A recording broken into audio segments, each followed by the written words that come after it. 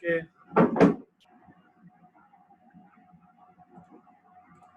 बिस्मिल्लाहिर्रहमानिर्रहीम। अस्सलाम वालेकुम। वालेकुम अस्सलाम sir. Thank you very much. वालेकुम सलाम सर। जो साहबान मौजूद थे पहले अचानक थोड़े कम हो गए, 2 लोग कम हो गए। उनको ज़रा एक क्लास में एक सीआर मुंतखब कर लेते और वो सीआर एक मैसेज सिर्फ भेज दे उनको कि वो ज्वाइन कर लें। हमने रिज्यूम कर लिया। कौन बन जाएगा भाई सीआर, डिसाइड कर लें। फरहान का के बारे में क्या ख्याल है? सर फरहान या अब्दुल बासित में से बना ले किसी को। ख्याल में फरहान ठीक रहेंगे। जी फरहान बोले, आपको अगर हम सीआर बना देते हैं क्लास का तो?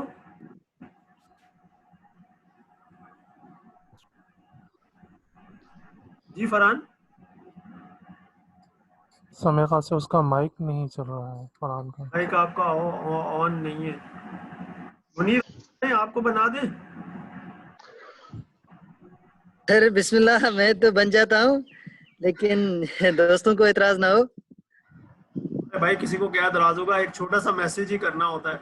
बस आप ग्रुप एक छोटा सा मैसेज कर दे, हमने क्लास रिज्यूम कर दी है, दैट्स इट। यही ठीक है सर, मैं कर देता हूँ WhatsApp.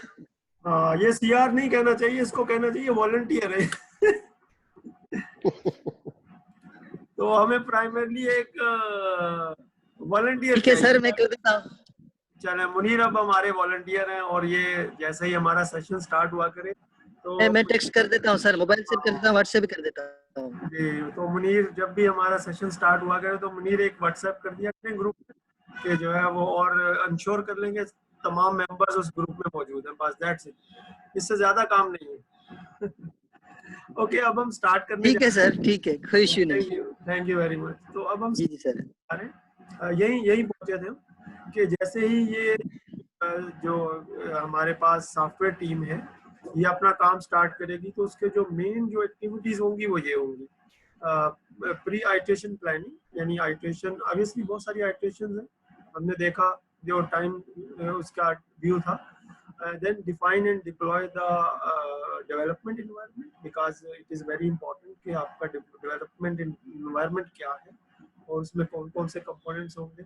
Develop the initial requirements, अगरचे जो रिक्वायरमेंट्स हैं वो सिस्टम इंजीनियरिंग डिपार्टमेंट ने स्पेसिफाई कर दी है, लेकिन चूंकि अब ये सॉफ्टवेयर में ट्रांसलेट होने जाएगा ना प्रोसेस, तो इसलिए इसकी जो रिक्वायरमेंट है अब वो सॉफ्टवेयर के हिसाब से होगी। ठीक है, जब हम डिटेल में जाएंगे तो ये चीज़ हम इसको देख रहे होंगे। उसके बाद यही जो तीनों प्रोसेसेस हैं या एक्टिविटीज़ हैं, ये आगे 3 और एक्टिविटीज़ को जो है वो जन्म लेंगे, यानी ये एक दफ़ा डिस्कस होके फिर दोबारा से फिर प्रोजेक्ट कंट्रोल होगा। ये डेवलपमेंट आइट्रेशन वो मेन आइट्रेशन है जिसके अंदर जो है ना सॉफ्टवेयर बनेगा, and then there is that change management. इसी तरीके से आगे जो इस पूरे यानी एंड टू एंड एक्टिविटीज जो चल रही होंगी वो क्यूए होगा और कॉन्फ़िगरेशन होगा। तो इस तरीके से ये एक डिलीवरी प्रोसेस है जिसको जो ये डगलस की किताब से हम कर रहे हैं, जो कि यूएमएल वर्कशॉप है। तो उसमें अगर आप देखेंगे चैप्टर 2 में है ये डायग्राम, इसको उसने ज़्यादा फोकस किया। उसने कहा है कि बाकी जितनी भी डायग्राम है उन तमाम डायग्राम के मुकाबले में वो इस डायग्राम को प्रेफर करते हैं। ये उसके जो रिमार्क्स हैं उसके अंदर लिखे हैं। तो अब हम आगे चलेंगे, इन्हीं चीज़ों को मज़ीद डिस्कस करेंगे। सबसे पहले डिलीवरी प्रोसेस को थोड़ा सा डिटेल कर लेते हैं। प्री आइट्रेशन प्लानिंग में जो टास्क हो रही होंगी उनमें अगर आप देखें तो create the overall software schedule, create software team structure, plan to reuse software or create reusable software, identify and plan to reduce the project risk, specify the overall model and configuration management structure, and if appropriate perform the initial safety and reliability analysis। तो ये कोई fix steps नहीं है, ये general iteration planning के steps हैं जो कि एक दफ़ा डॉक्यूमेंट हो जाएंगे, फिर उन्हीं में मजीद चेंजेस या कमी बेशी होती हुई और हर आइट्रेशन से पहले जो है वो ये प्लानिंग होती है। ऑब्वियसली वो पूरा एक cycle. Then define and deploy the development environment, ये भी डिपेंडिंग अपॉन द जो रिक्वायरमेंट्स सिस्टम इंजीनियरिंग डिपार्टमेंट से आई है। set up the project guidance standards, and tailor process steps to project needs, and set up the tool environment. Tool chain आमतौर पे use करते हैं वर्ड जब हम एम्बेडेड सिस्टम डेवलपमेंट की बात करते हैं, और टूल चेन मल्टीपल होती है, और इवन पास टूल चेन जो है वो दोनों यानी विंडोज और यूनिक्स दोनों सिस्टम्स में अवेलेबल है, और पास दोनों में अवेलेबल नहीं है, वो अलग से स्टैंड होंगे। Develop stakeholder requirements, then in this step में वर्क विद द कस्टमर, ये एक इम्पॉर्टेंट है, and then develop the use case story analysis activity, then control project, update the risk management plan, monitor project progress, update the schedule, perform ongoing safety and update hazard. So control project जैसे हमने देखा था कि वो तो पूरे का पूरे जो साइकिल है उसमें हर जगह पे विजिबल है। Manage change and then configuration management, change में requirements, problem reports, design changes, और change management के अलग सॉफ्टवेयर भी होते हैं जिसमें जो सोर्स कोड है उसके different versions की भी information होती है। Then configuration management, the specification, models, code, test cases, test results, and quality assurance records, multiple things in the part of configuration management। अब क्वालिटी एश्योरेंस की तरफ चलते हैं। इसमें क्वालिटी एश्योरेंस ऑडिट है, क्वालिटी एश्योरेंस एक्टिविटीज है जिसके अंदर ऑडिट्स है, रिव्यूज है, इंश्योर द करेक्टनेस है, there are multiple things. Audits look at the execution of some percentage of the work. It is not possible to perform an audit end to end. Maybe in some cases it is possible, but generally it is not possible. Typically, audit is taken on some percentage of the work tasks and ensure that those tasks are being performed properly. Maybe something is identified already that part is primarily where the audit should take place. Maybe random. QA reviews look at the work product to ensure that they meet the project work product standards, such as requirements, design. And they have some guides to compare with. कुछ guides होती है उनके साथ वो compare करते रहते हैं जो भी उनके रिजल्ट्स होते हैं, और अगर वो रिजल्ट्स जो है वो सिग्निफिकेंटली डेविएट करते हैं तो फिर वो इंटरवीन करते हैं। लेकिन क्यूए डिपार्टमेंट आमतौर पे जो हेड ऑफ द ऑर्गेनाइजेशन है या जो पर्सन लीडिंग पर्सन है उसी को डायरेक्टली रिपोर्ट कर रहा होता है। No function analysis workflow, इसकी अगर हम बात करें तो इसमें जो डिफरेंट एक्टिविटी डायग्राम्स हैं जो उसमें वो बता रहा है कि कहाँ से ये स्टार्ट होगा, उसके बाद उसके क्या क्या क्या चीज़ें उसके अंदर मौजूद होंगी, और कहीं एक डिसीजन भी हो सकता है, और इस तरीके से कुछ एक्टिविटीज़ इन पैरेलल चल रही होंगी, और वंस वो कंप्लीट हो जाएंगी तो फिर उसके बाद नेक्स्ट एक्टिविटीज़ आ रही होंगी।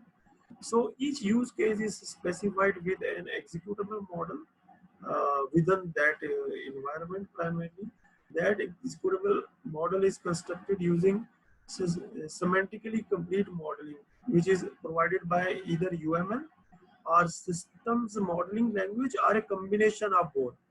क्योंकि बात चीजें मैं पढ़ रहा था तो उसमें लिखा हुआ था कि there are certain things like requirement specifications which are more easily modeled in systems modeling language as compared to UML. But because our focus is on UML, we will be primarily जो हमारा जो tilt होगा वो UML की तरफ ज़्यादा होगा, and is linked to the requirement. Each use case is then provided via execution to ensure that it is complete, correct, consistent, and accurate before the handoff. इसका मतलब ये हुआ कि ये सिस्टम इंजीनियरिंग डिपार्टमेंट की बात हो रही है, और system engineering department has to ensure that a use case is complete and correct, consistent and accurate. That means use case जितना भी मुकम्मल हो सकता है वो मुकम्मल हो. So how this use case model is built?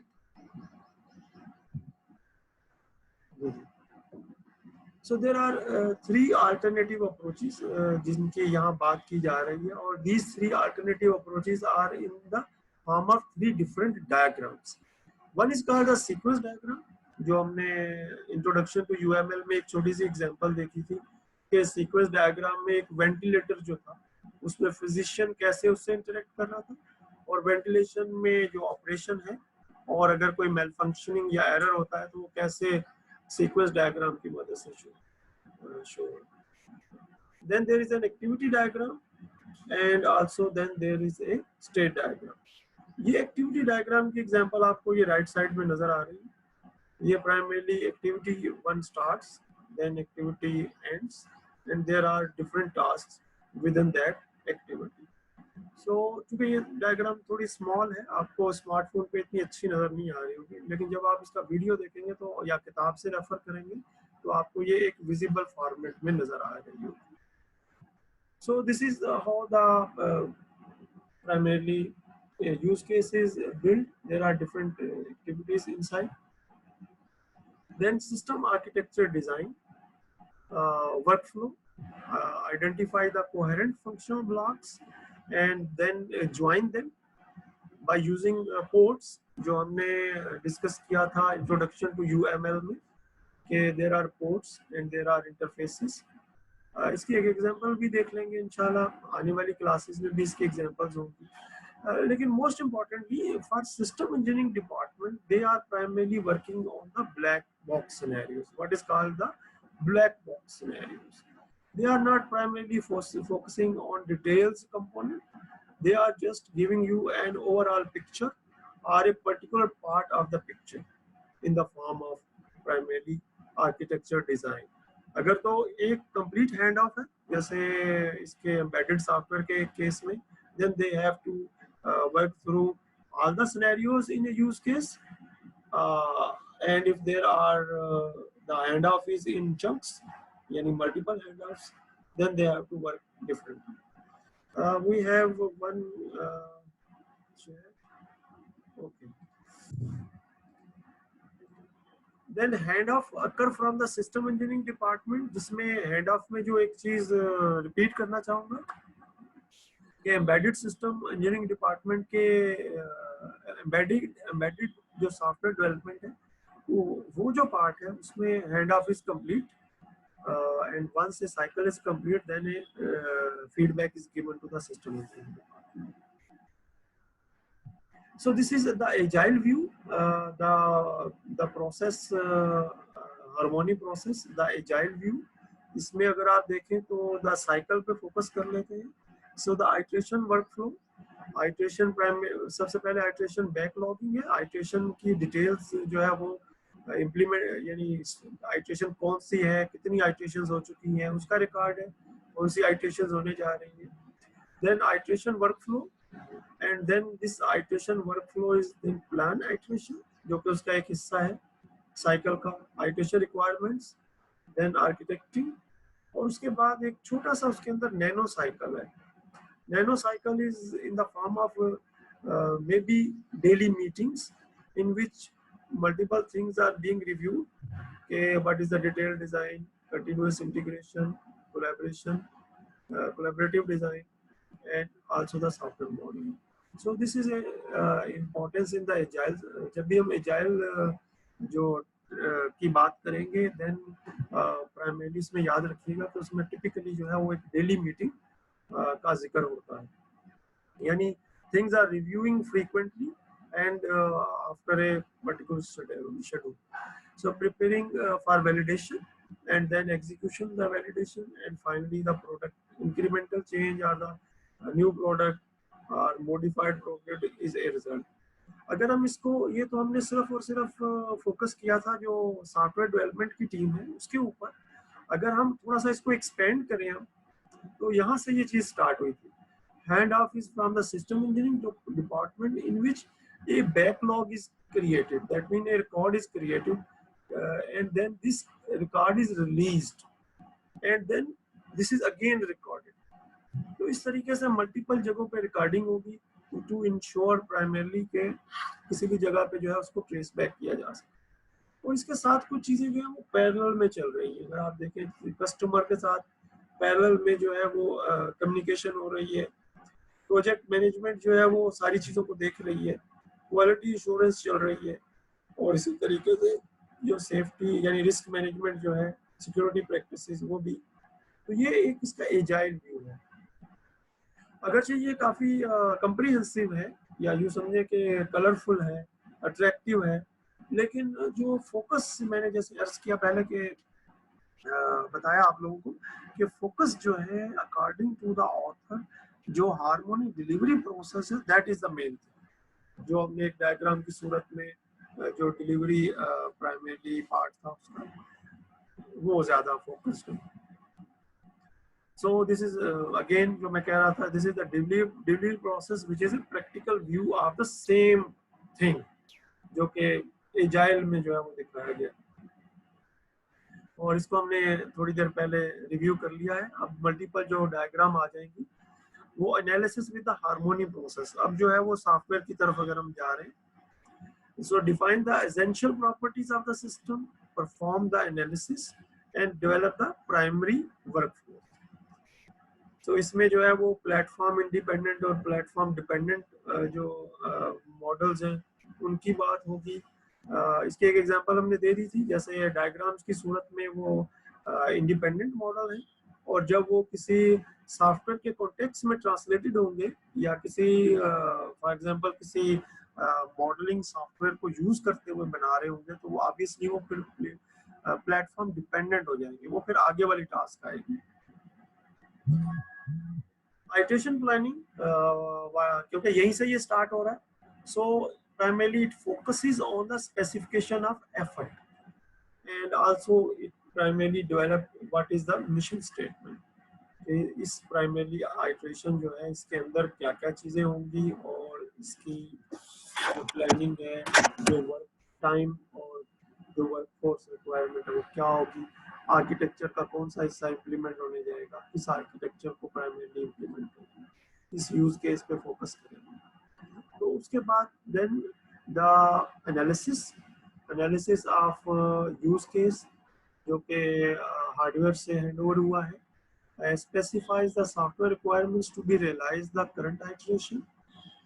In the case of Harmony embedded software process, use cases for prototype already identified, but detailed specification is not specified. So we have to primarily interact with the users as well. So what are the primary ways? One is by example. So in this case, the preferred mechanism is to use UML sequence and timing diagrams, and another is through specification, which is primarily taking care of the UML state and activity diagrams. तो इसका जो workflow है या जो activity diagram है वो right side में दी गई है, इस वक्त हम इसकी डिटेल में नहीं जाना चाहेंगे। And requirements are linked to use cases. इसकी एग्जांपल जो है वो इंशाल्लाह नेक्स्ट क्लास में भी आएगी आपके पास। So requirements are detailed using a combination of different diagrams, but primarily requirements have a header and a textual description। जो आम जो तौर पे जो requirements दी जाती हैं वो आमतौर पे textual description की सूरत में दी जाती है। इसकी एक छोटी सी एग्जांपल जो है वो आप कर लेंगे थोड़ी देर में। और because UML is primarily lacking this concept, तो सिस्टम मॉडलिंग जो सिस्टम्स मॉडलिंग लैंग्वेज है उसकी जो रिक्वायरमेंट्स डायग्राम है, they are often used. And for each use case create a use case diagram and add different links, so that जो actors हैं उसके अंदर जो इंटरनल एक्टर्स हैं और जो एक्सटर्नल एक्टर्स हैं वो जो है वो वाजे हो जाए, और आखिर में उसका एक टेबल जनरेट कर लेंगे। So modelling phase, so in high fidelity modelling construct the collaboration of essential software elements, और इसमें इसकी जो आउटपुट होगी वो हमारे पास जो है वो essential model which is platform independent model। Common strategies to develop primarily is to use essential classes, objects, functions and data types within a collaboration।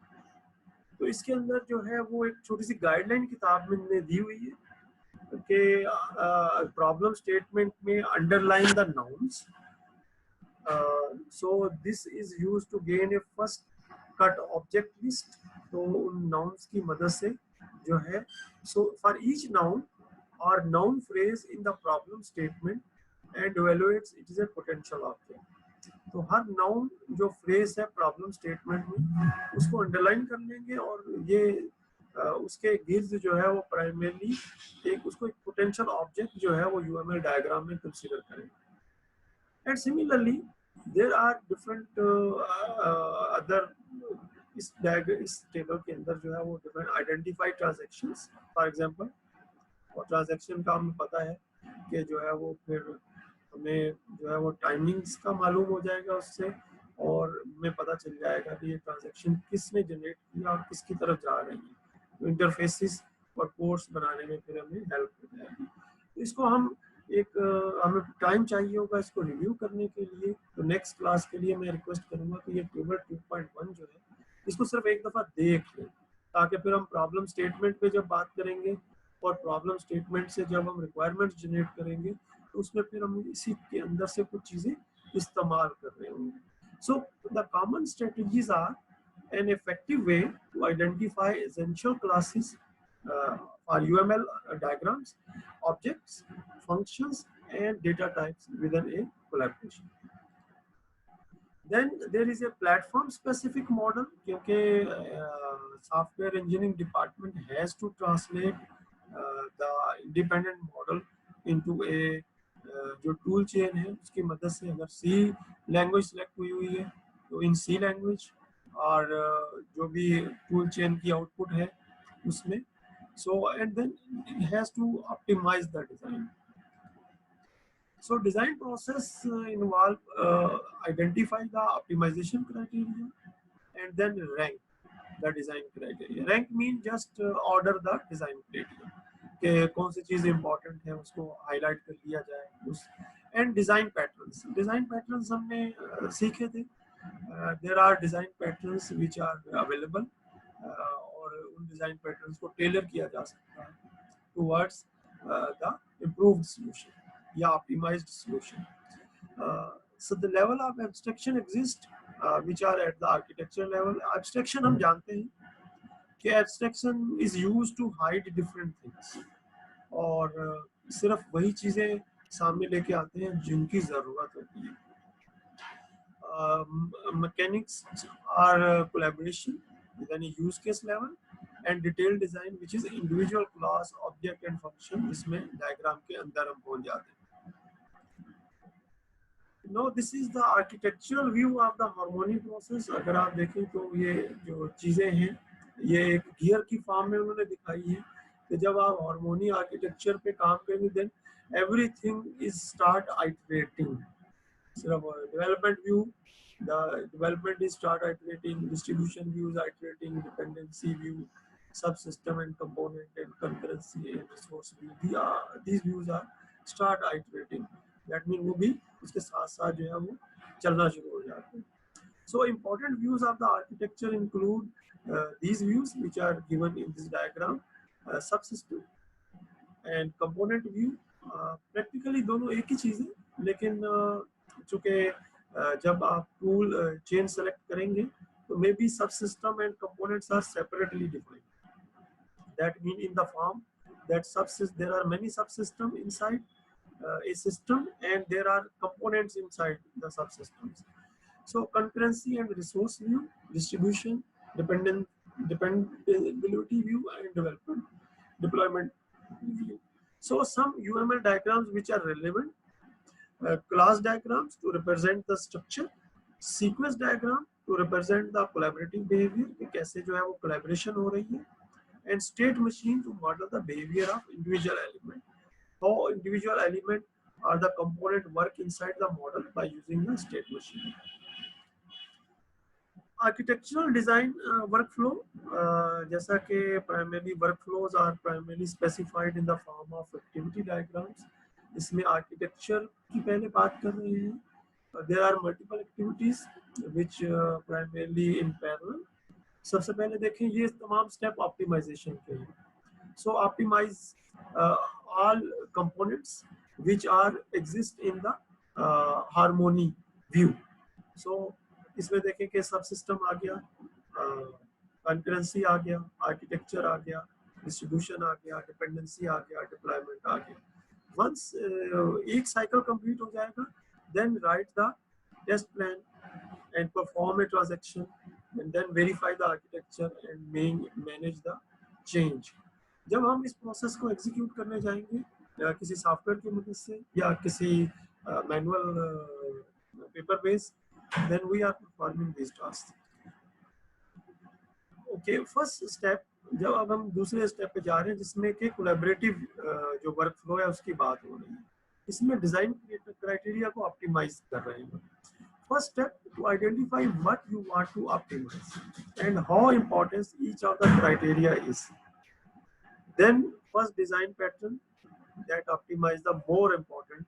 So and then let's focus on the least important. और इसका resulting design collaboration is then tested. Obviously have to go through this process. इसमें अगर आप देखें तो इस collaboration model में then we have to test the plan, and then a transaction is performed, and then it is verified. Every model is verified, and then it is communicated through changes. Then we have design detailed workflow. अच्छा, इसमें हर चीज का जो है इस chapter में एक activity diagram और वर्कफ्लो बनाया गया, और हर एक्टिविटी जो है it follows some tasks in order. So in this detailed design, the optimization focus is on data structure, चूँकि बहुत detail level पे चले गए हैं.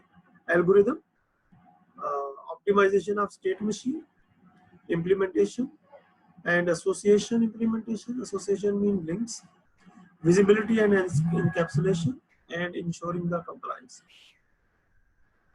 Then we have the verification and validation workflow. अब हम तकरीबन end की तरफ जा रहे हैं, क्योंकि verification and validation comes when the product is available. Either new product is available or a modified product is available. So prototype is verified and it is tested. And if testing is complete, in case of defect, again iteration. If no defect, then it is another that is a critical user functionality is implemented and it is then completed. अगर कोई functionality रह गई है उसको implement किया जाए, और अगर नहीं रह गई तो इसको आगे hand over कर दिया जाए. So this is the last part in which it focuses that incremental review is very important. और incremental review जो है उनको उसने जो primarily represent किया है इसको एक party workflow से represent किया. So that means the things are now being finalized. So the primary work product assessed during the party phase, and the architecture is evaluated. And two primary criteria are followed. One is the architecture adequately meet needs of quality of service, which is already defined, and architecture scaling as well as system evolves and grow. So if because हमें पता है कि there is always room for improvement, so architecture should be designed in the scaling perspective. कि future में उसमें जो है हमें कुछ changes की जरूरत पड़े तो वो आसानी से की जा सकती. So these are the two primary criteria. So this is the last slide of today's session. और उसके बाद हम question answer की तरफ चलेंगे. So we are primarily focused in this session on the harmony process. और उसके अंदर भी we focus on the primarily embedded software जो कि उसका एक cut down version है, जो ये assume करता है कि all the requirements from the engineering department are handed over to the software team. पहले हार्मोनी प्रोसेस को डिफाइन कर लेते हैं. It is a set of integrated workflows. और सिस्टम इंजीनियरिंग की टास्क क्या है? It has to provide a well formed executable use case model to the software engineering department. So what is the task which are on the side of the software engineering department? They have to create the high fidelity model and attendant of the source code. Obviously, इस चीज के लिए they have to work very hard, and then they have to verify model and code by execution through incremental tests, and they are to integrate it to form a coherent result product. There is also design optimization. Do not forget the importance of verification and validation, because it is the acceptance criteria of the product, and then incremental prototype towards the finished product. So this is the harmony view, but the experience tells, जो कि किताब में जो author है उन्होंने बताया है कि biggest single reason for a project failure is the ignoring the risks. So risks are very important. Risk may be identified, risk may comes जो कि पहले सोचे ना गए हो, और risk बाज़ दफ़ा at the time of the product launch. So risk exists at each and every stage and phase of the this process. So they have to be taken care with cautious and given some importance, so that the project have a less chance of failure. Okay, यहाँ पे हम जो है वो इसको complete करते हैं, और अब हम चलते हैं क्वेश्चंस और आंसर्स की तरफ, ताकि आप लोगों के क्वेश्चंस जो है वो हम जी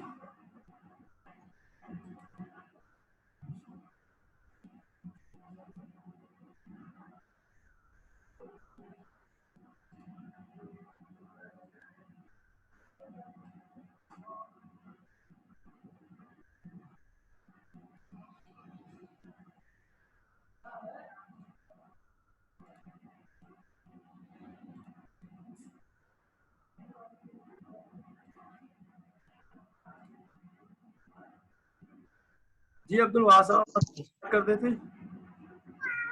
नहीं सर, फिलहाल तो कोई क्वेश्चन नहीं है। मैं इसको जरा दोबारा से रिपीट करूंगा तो इंशाल्लाह मजीद क्लियर हो जाएगा। चैप्टर 2 जो है उसको भी जरा देखिएगा, किताब में से बहुत अच्छी चीजें जी सर। लेकिन वो टेक्निकली चूंकि बहुत इन डेप्थ है, उसमें से वही चीजें निकाली जो कि आसानी से हम जो है वो। जी अदील, आपसे कोई सवाल आपके ज़हन?